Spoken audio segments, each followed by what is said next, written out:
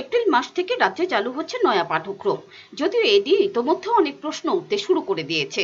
এই জন্য সমস্ত প্রস্তুতি সেরে নিতে চাইছে শিক্ষা দপ্তর। শনিবার বীরচন্দ্র স্টেট সেন্ট্রাল লাইব্রেরিতে হয় সভা। বিদ্যালয় পরিদর্শক ডিডিওদের নিয়ে হয় এদিনের বৈঠক।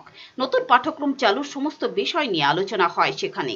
পাশাপাশি চলতি মাসে শিক্ষার মান যাচাইয়ে নামছে দপ্তর।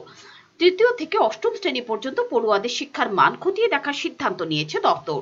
ফেব্রুয়ারির 25 থেকে 28 তারিখ পর্যন্ত চলবে এই প্রক্রিয়া, একথা জানিয়েছেন শিক্ষামন্ত্রী। এদিন তিনি এও বলেন 9 তারিখে রাজ্যে আসছেন প্রধানমন্ত্রী, সে বিষয়ে বৈঠকে আলোচনা হয়।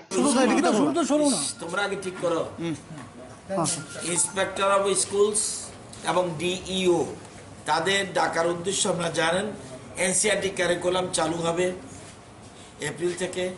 আমরা এপ্রিল থেকে চালু হলেও আগে থেকে আমরা সব তৈরি হয়ে নিচ্ছি, কোমর বেঁধে তৈরি হচ্ছি, যাতে আমাদের স্কুল ইন্সপেক্টর, ডিইও, ডাইরেক্টর, সচিব, আমি নিজে সবাই মিলে একটা টিম করে আগামী দিনে আমরা এনসিইআরটি কারিকুলাম যেন সর্বস্তরে দিতে পারি, সেজন্য মিটিং এবং এ ব্যাপারে ওয়াকিবহাল করা।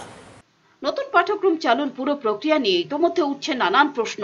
উত্তর তা অবশ্য আগামী দিনে মিলতে পারে বলে মত শিক্ষানুরাগী মহলের। ব্যুরো রিপোর্ট, চ্যানেল দিনরাত।